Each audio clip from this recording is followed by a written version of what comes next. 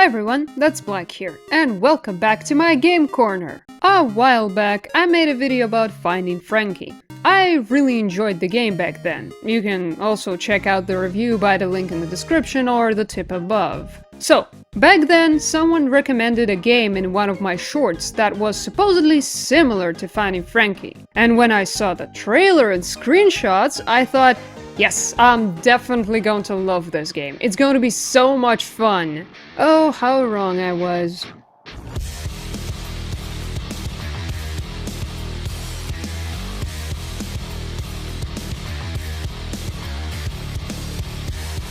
So, don't forget to like and subscribe, and we're starting.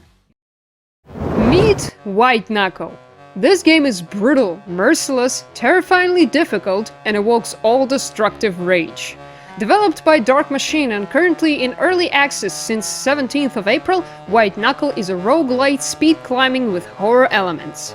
In our arsenal, we have two hands to cling to ledges, a hammer to hammer in pittons themselves, and a rebar to embed into the wall. But it's not that simple. Of course it's not that simple. It wouldn't be a roguelite if we were allowed to climb up at our own pace, yeah. The thing is, each of our hands has stamina, and if we hold onto the surface for too long, we will simply fall off. Moreover, we're not alone in the structure, and I'm not talking about those guys on the walls, I'm talking about the mass. The mass is a furious and hungry creature. Made up of 1,000 souls, it is forever trying to finish off the next climber to make them a part of itself. It's all creepy, of course, but it is far from the only creature inhabiting this complex. It's simply one of the most dangerous. In fact, 90% of the time your run will end because of it, and because it's very easy to fall off a sheer wall. The first quarter of the game will make you slowly but surely learn simple mechanics. Climb, build your own paths, escape from the mass, and occasionally encounter barnacles.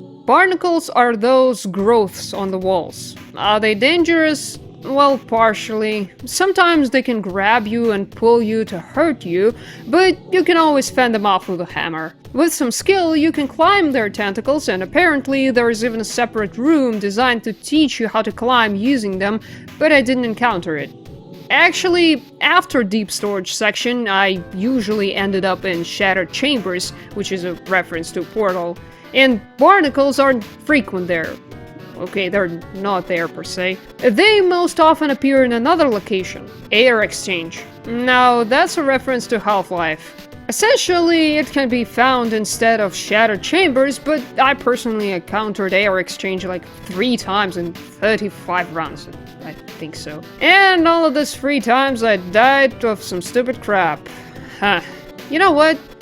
You can't even imagine how much I hated this game while playing through those damn same old rooms. It took me way too many hours to get through the first quarter of the game. And I mean, this is a really small part. And it was just incredibly annoying. Constant endless drops over and over again and no fucking progress. Many times I wanted to give up and not make a video about this game at all because I just couldn't beat it. And my hands really hurt. Yeah, right, the title of the video is not clickbait. The controls in this game really strain your hands, especially your wrists. Thank goodness it's only at first. Over time, your hands really get used to this kind of strain. But that doesn't change the fact that the whole game is skill-based. Yeah, that makes it really fair, but it doesn't make it any less challenging. But you know what? You just have to endure it. Once you get the hang of it, the game feels much easier. Okay, I've been talking a bit too much about my own experience. Let's continue the review. As I said, the first quarter of the game is dark, rocky, and dry. It's a nasty and difficult place, but it's necessary to learn how to climb quickly and accurately. Don't worry, at some point the Silas will start to feel very easy, and you'll be traversing it like it's nothing. It might seem like you've already figured out every room and are now a climbing pro, at least in this area, but no, screw it. Did you read the game's genre? It's a roguelite, so as soon as you hit the second quarter of the game will assume it can add a couple of new rooms to the randomness of the first quarter. And for me, the first time it was the biggest disappointment and pain. I was so upset by the addition of new rooms because I'd literally only just learned how to complete this small section of the game. I started doing it quickly, consistently, without any mistakes or stupid falls, and instead of any prize, I got a location update, which in my mind meant I was a loser. And it also meant I had to spend a few more hours trying to learn to climb the same old walls again. Back then I honestly thought about giving up on the game and not even trying anymore, but I'm a gamer, I can't review a game like this without playing at least half of it, right? So, having slept with the thought of failure, I went to try again and everything turned out to be much simpler. The second quarter of the game is Pipeworks. This is my favorite part of the game overall. It's always clear where to climb and you usually don't need to build your own route, and it's also very beautiful and various. However, it's not as easy as it might seem. This place is filled with barnacles, blood bugs, and aggressive cockroaches. And in Pipe Organ, the steam will also get in the way. Add this to the persistent mass, and you will have a tough and unfriendly location. This second quarter is necessary for two reasons. First, to consolidate the knowledge gained in the first quarter. Second, to teach the player how to fight off opponents and quickly adapt to the environment. And only after this zone, you will come face to face with the broken elevator. Welcome to one of the bosses of the game.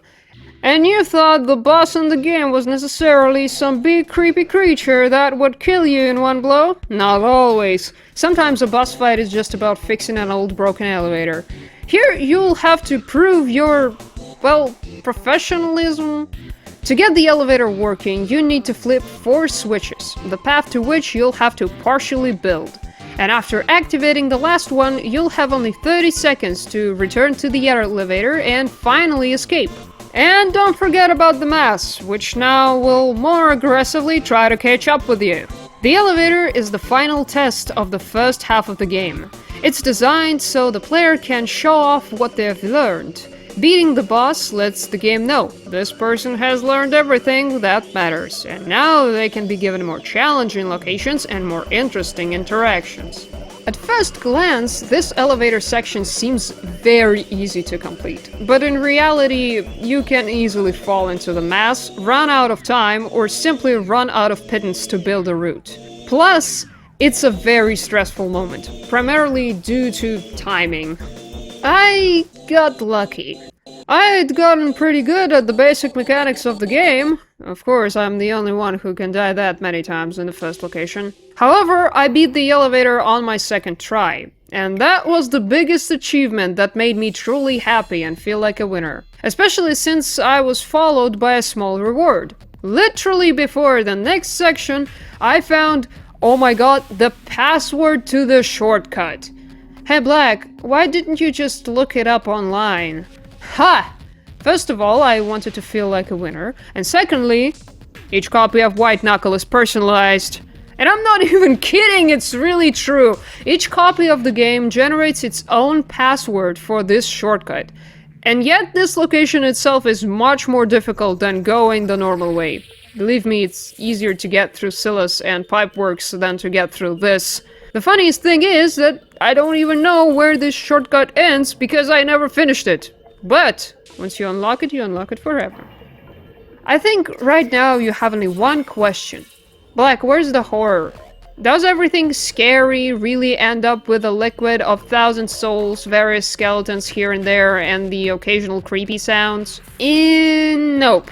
You're not quite right, dear viewer. That's not all. The first half of the game is only needed to get the player accustomed to the mechanics so that they become automatic.